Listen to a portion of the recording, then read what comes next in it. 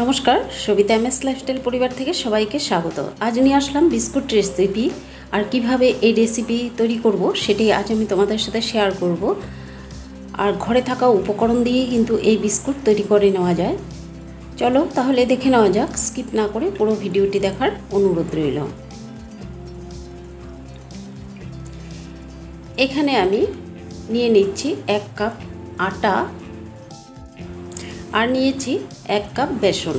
বেসন কিন্তু আমি হালকাভাবে ভেজে নিয়েছি। আর দিয়ে দিচ্ছি 1 কাপ গুঁড়ো চিনি,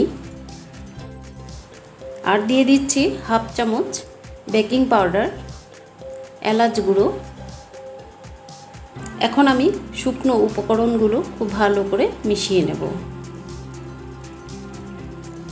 তো শুকনো উপকরণগুলো খুব ভালো করে মিশিয়ে নিলাম। এখন দিয়ে দিচ্ছি সাদা তেল। আর এখানে কিন্তু জল ব্যবহার করা যাবে না, পুরো ডোটা তেল দিয়েই কিন্তু মেখে নিতে হবে। তেলের পরিমাপটা বলছি না, যতটুক আটা আর বেসন নিয়েছি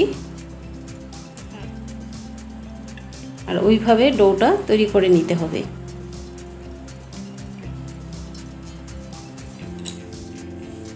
যেহেতু আমি এখানে জল ব্যবহার করছি না, তেলটা একটু পরিমাণটা বেশি লাগবে। ডোটা করা হয়ে গেছে। এখন একটা প্লেট নিয়ে সাদা তেল দিয়ে ব্রাশ করে নিলাম। আর এখানে আগের থেকে আমি কাগজটা কেটে নিয়েছিলাম। এখন আমি কাগজটা প্লেটের মধ্যে দিয়ে দিলাম, দিয়ে তেল দিয়ে আবারও একটু ব্রাশ করে দিচ্ছি।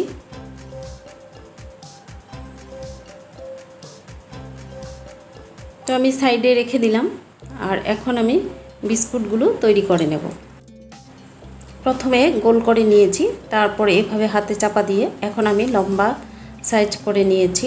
তোমরা তোমাদের ইচ্ছা মতো করে নিতে পারো, গোল করেও করে নিতে পারো। তো আমি ছুরির সাহায্যে একটু ডিজাইন করে নিলাম আর সাইডগুলো কেটে দিচ্ছি এইভাবে স্কোয়ার করে, দেখতে সুন্দর লাগবে।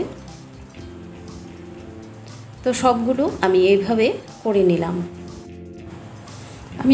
এখন আমি বিস্কুটগুলোর উপরে দুধ দিয়ে হালকা করে দুধ দিয়ে দিচ্ছি। আর এইভাবে দুধটা দিয়ে দিলে বিস্কুটটা খেতে কিন্তু একদম মুচমুচে হবে আর ভিতরটা মুখে দেওয়ার সঙ্গে কিন্তু একদম মিশে যাবে। তোমরা অবশ্যই বাড়িতে এভাবে ট্রাই করে দেখতে পারো। ভিডিওটি দেখে যদি ভালো লাগে অবশ্যই সাবস্ক্রাইব করে সঙ্গে থাকবে। সাবস্ক্রাইব করে রাখলে আমি যখন এই নতুন ভিডিও আপলোড দেব সঙ্গে সঙ্গে তোমাদের নোটিফিকেশনে পৌঁছে যাবে। আর ছোট্ট করে একটা লাইক দেওয়ার অনুরোধ রইল। তো সবগুলোতে দুধ দিয়ে দিলাম। এখন দিয়ে দিচ্ছি চিনি।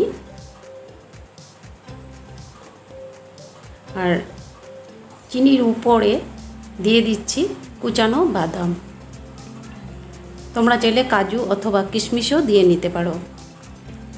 তো সবগুলোতে দেওয়া হয়ে গেছে। চলে আসলাম ওভেনের কাছে। ওভেনের উপরে কড়াই বসিয়ে দিয়ে দিলাম একটা স্ট্যান্ডের উপরে খুব সাবধানে বসিয়ে নিতে হবে, যেহেতু কড়াইটা গরম করে নিয়েছি 5 মিনিট। আর এখানে যে ফুটোটা আছে ফুটোটাও কিন্তু আমি বন্ধ করে দিলাম। আর এইভাবে 15 মিনিট বেক করে নেব। 15 মিনিট পর আমি পরিবেশনের জন্য রেডি করে নিয়েছি। ঠান্ডা হওয়ার পর একটা তোমাদেরকে ভেঙে দেখাচ্ছি কতটা সফট হয়েছে।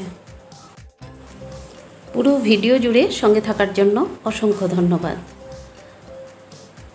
আজকের মতো রাখছি, আবার আসবো নতুন একটি ভিডিওর সঙ্গে। সবাই খুব ভালো থেকো, সুস্থ থেকো। নমস্কার।